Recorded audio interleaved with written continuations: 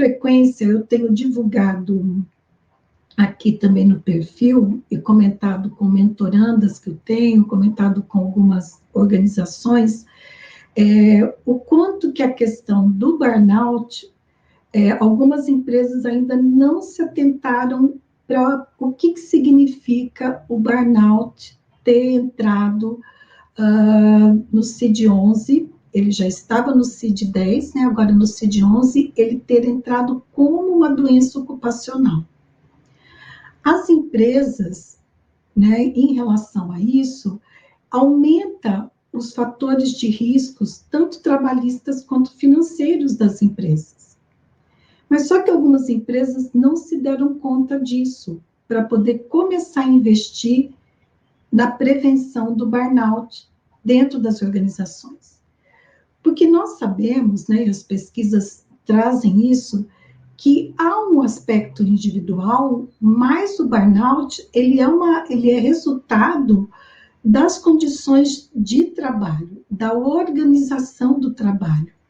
Então, quando você vai fazer uma prevenção em relação ao burnout, você precisa intervir na organização do trabalho.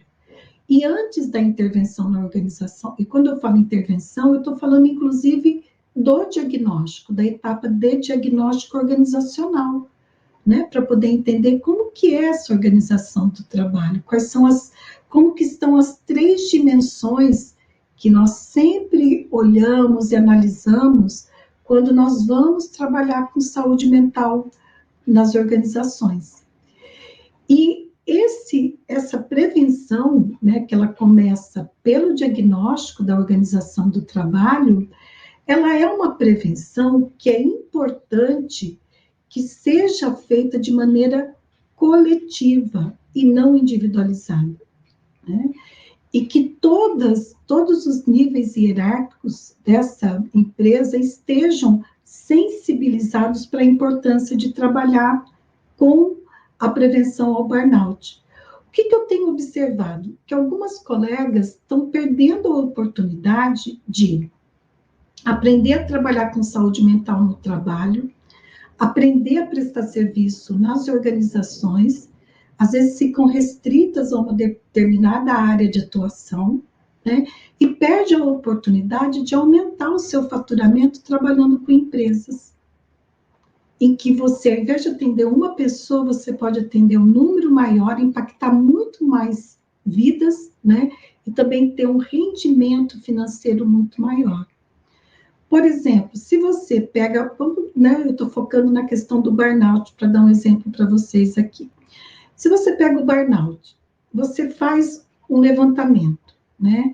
Quais são, por meio de pesquisa, né, de artigos científicos, os artigos científicos que tratam do burnout, eles tratam do burnout, ou eles pesquisam o burnout em quais contextos, com quais profissionais, onde que a incidência de burnout é maior.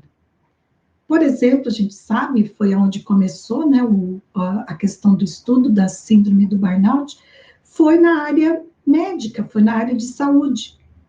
Então, você, enquanto psicóloga, você pode estudar sobre o burnout. Esse é um exemplo, tá? Vamos, né, novamente frisar que é um exemplo. Você pode estudar sobre o burnout, elaborar uma proposta, né, de trabalho, de prevenção e intervenção em relação ao burnout e fazer contato com as organizações de saúde que não têm esse serviço ainda. Mas fazer de uma maneira que ela sinta que ela tem aquela necessidade, que ela perceba que há aquela necessidade. Porque, às vezes, a organização, a empresa, ou uma organização da área de saúde, um hospital, enfim, eles estão tão, às vezes, envolvidos no dia a dia com as questões da atividade principal deles, que eles não se atentam a essas questões, eles nem percebem que eles têm essa necessidade. E quando você leva informação fundamentada, faz uma proposta também com um método bem fundamentado, a organização fala, nossa, eu não tinha pensado nisso. Quando você mostra os números, né, que o Brasil, por exemplo, é o segundo país no ranking mundial de burnout. isso é muito significativo. Quando você mostra o número de afastamentos por burnout, todas essas informações, elas devem fazer parte de uma proposta tua de trabalho, né? É uma forma de você apresentar o teu trabalho, mesmo que a organização não tenha vindo até você. E aí nós estamos falando do primeiro passo, né, que é importante quando você vai trabalhar com empresas, que é o passo da prospecção, né?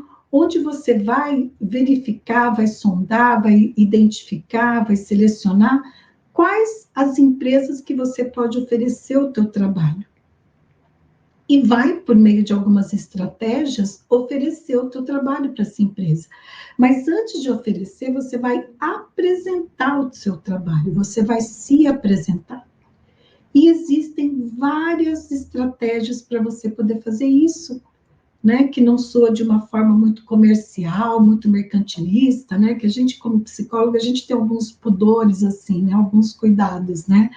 Ai, mas eu vou vender meu trabalho? Como assim vender? Não, tem outras estratégias, tem algumas formas de você apresentar o teu trabalho que não fica aquela coisa, né, de vender, de empurrar, de querer fazer uma liquidação, não é isso, né? Tem como a gente fazer, e fazer bem feito, né? Então, o primeiro passo é a prospecção.